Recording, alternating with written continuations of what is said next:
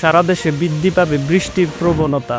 যে সকল জেলায় রয়েছে বজ্রপাতের সতর্কতা, এবার সারা দেশে বৃদ্ধি পাবে ভ্যাপসা গরম। এছাড়াও দুই বাংলার যেসব জেলায় হতে পারে ভারী থেকে অতি ভারী বর্ষণ। এবারে জেনে নেই বিস্তারিত ভিডিওতে। আসসালামু আলাইকুম প্রিয় দর্শক, সবাইকে আমন্ত্রণ জানাচ্ছি এই মুহূর্তে পাওয়া আবহাওয়ার গুরুত্বপূর্ণ নতুন আপডেটে। সবার আগে আবহাওয়ার সঠিক খবর পেতে আমাদের চ্যানেলটি সাবস্ক্রাইব করে রাখুন এবং কে কোন জেলা থেকে দেখছেন অবশ্যই কমেন্ট করে জানিয়ে দিন। বর্তমানে দেশের বিভিন্ন স্থানে চলছে বজ্রপাত সহ বজ্র বৃষ্টি। এটি পর্যায়ক্রমে সারা দেশে বিস্তার লাভ করতে পারে। সকাল থেকে খুলনা ও বরিশাল বিভাগের বেশ কিছু এলাকায় স্বল্পস্থায়ীভাবে দফায় দফায় বৃষ্টি হচ্ছে।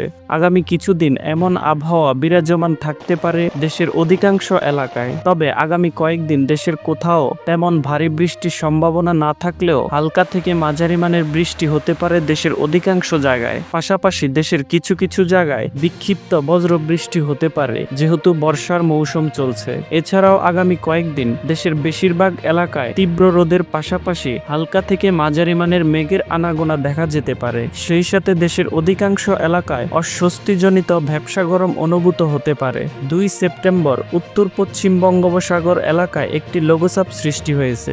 এটি উত্তর পশ্চিম বঙ্গোপসাগরে অবস্থান করছে। এটি পরবর্তীতে আরো ঘনীভূত হতে পারে। এই লঘুচাপের প্রভাবে আগামী 4 সেপ্টেম্বর পর্যন্ত উত্তর পশ্চিম বঙ্গোপসাগর স্বাভাবিকের চেয়ে সামান্য উত্তাল থাকতে পারে।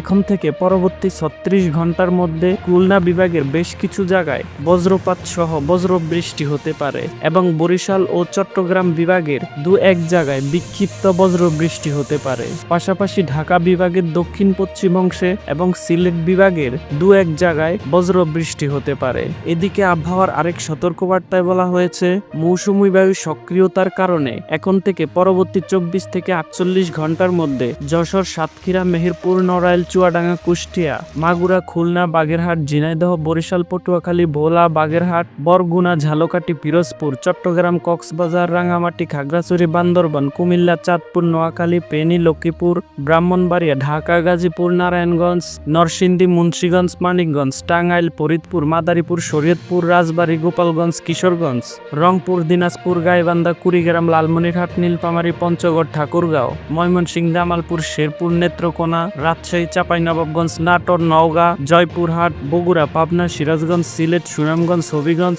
ও মৌলভীবাজার সহ এ সকল জায়গায় কোথাও মাঝারি আবার কোথাও ভারী ধরনের খণ্ড খণ্ড আকারে বৃষ্টি অথবা বজ্র সহ বৃষ্টি হতে পারে এবং সারা দেশে হালকা থেকে ঘন মেঘের পাশাপাশি রোদের উপস্থিতি দেখা যেতে পারে।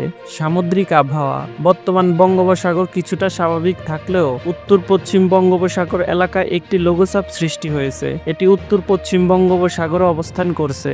এটি পরবর্তীতে আরো ঘনীভূত হয়ে সুস্পষ্ট লঘুচাপে পরিণত হতে পারে। এই লঘুচাপের প্রভাবে আগামী 4 সেপ্টেম্বর পর্যন্ত উত্তর পশ্চিম বঙ্গোপসাগর স্বাভাবিকের চেয়ে সামান্য উত্তাল থাকতে পারে। বর্তমানে দেশের কোথাও কোনো সতর্ক সংকেত নেই, তবে সকল সমুদ্র বন্দর সমূহকে 1 থেকে 2 নম্বর সতর্ক সংকেত জারি করতে পারে বাংলাদেশ আবহাওয়া অধিদপ্তর।